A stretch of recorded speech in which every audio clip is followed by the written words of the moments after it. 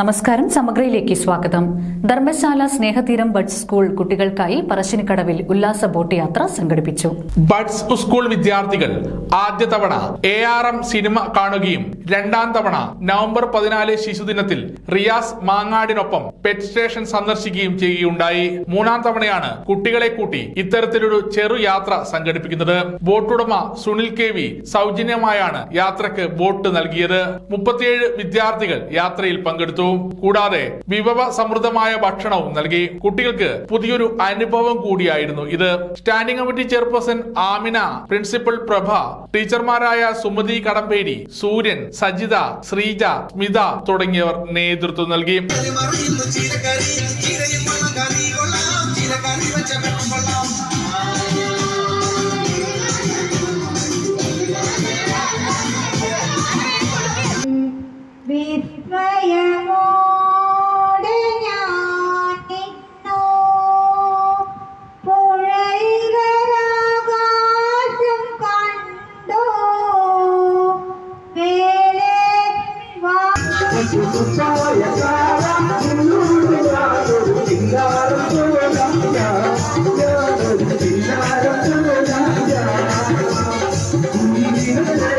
സമഗ്ര ന്യൂസ്, കണ്ണൂർ.